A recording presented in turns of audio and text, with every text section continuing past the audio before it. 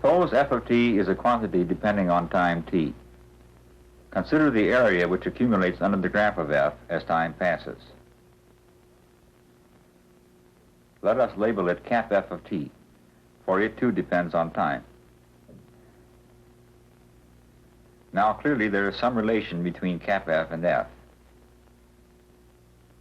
For instance, when f rises more sharply, cap f appears to increase faster, as we see here. In fact, there is an important connection between the two, known as the fundamental theorem of calculus, and we are going to illustrate it in this film.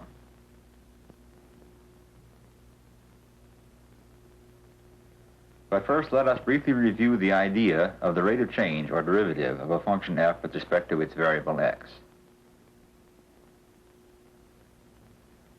Pick a value x0 and an increment delta x, and draw the chord joining the points on the graph of f where x equals x0 and x equals x0 plus delta x.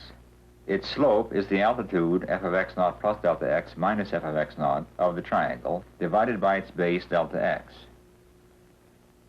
As delta x approaches 0, this chord rotates into its limiting position, the tangent line, and its slope has become f prime at x0, the derivative of f at the point x0. Thus, the yellow triangle with base 1 and hypotenuse along the tangent line has altitude equal to f prime at x0. Turning now to our subject, the relation between a function and the area under its graph, we start with the simplest illustration. Instead of the complicated function we just saw, we take f of x identically equal to 1. In a moment, we will generate f again, keeping track on another set of axes of the area cap f of x accumulating under its graph. Here we see the new axes on which we shall plot cap f. First, let us plot cap f at intervals of 1 unit. Counting the squares, we see that cap f of 1 equals 1, cap f of 2 equals 2, and so on. So the graph of cap f goes through the points 1, 1, 2, 2, 3, 3, and so on. Now let us move in and study the picture more closely. We will plot cap f at intervals of 1/4. This time we must count rectangles, each of area 1/4. We get the points 1/4, 1/4, 1/2, 1/2, 3/4, 3/4, and so on. Evidently, the graph of cap f is the straight line y equals x, and therefore its slope at every point is 1. Since f of x equals 1 for every x, we see that the derivative of cap f is f.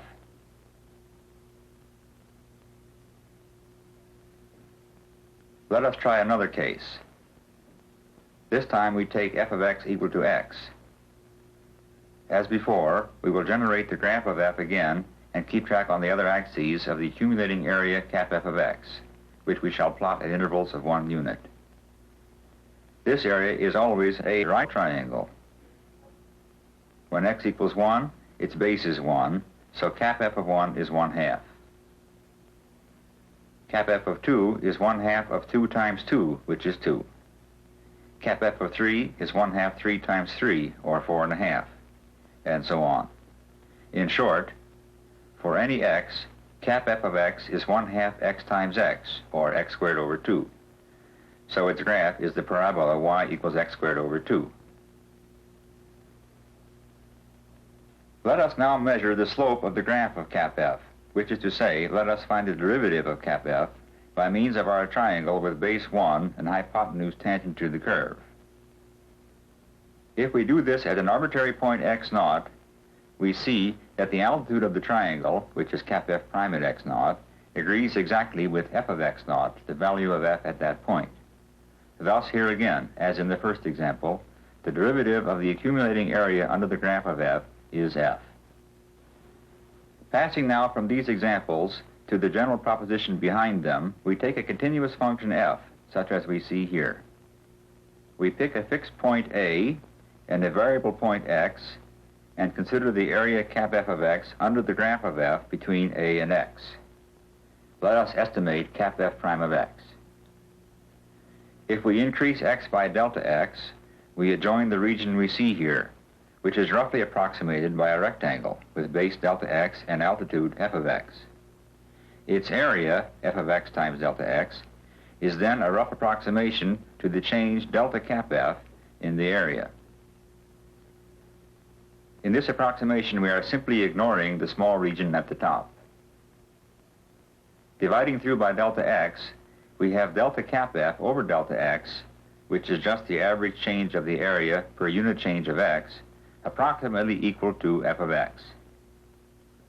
As delta x approaches 0, we expect that the approximation will get better, so that in the limit, we should have cap f prime of x equal to f of x. Estimating more carefully, we can show that this does indeed happen. As before, we change x by delta x, and look first at the rectangle with base delta x and altitude f of x.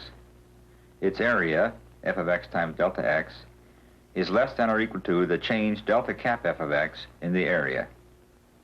Now we look at the rectangle with altitude f of x plus delta x.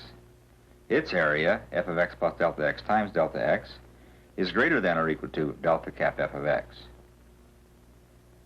Next, we divide through by delta x and find that delta cap f of x over delta x is between f of x and f of x plus delta x. As delta x approaches 0, the left side, f of x plus delta x, becomes f of x. And delta cap f of x over delta x approaches, of course, cap f prime of x. Hence, in the limit, we have cap f prime of x trapped between f of x and f of x. But this can only be so if cap f prime of x equals f of x. So, we may erase the less than signs and arrive at our result. The derivative of the accumulating area under the graph of f is f. We shall achieve a proper understanding of this proposition if we recall that the area under the graph of a function f between 2 points a and b is the limit of the sums of the areas of approximating rectangles, such as we see here. This limit, the definite integral from a to b of f of u du, is indeed the very definition of the area in question. Similarly, cap f of x, the area from a to a variable point x, is, for each fixed x, the limit of the sums of the areas of approximating rectangles. This is the integral from a to x of f of u du, and is called an indefinite integral because its upper limit is variable. Now our proposition is this: the derivative of an indefinite integral of f is f. In this way, the two operations of calculus, namely differentiation and integration, are seen to be closely related. This relation is so basic that our proposition is called the fundamental theorem of calculus.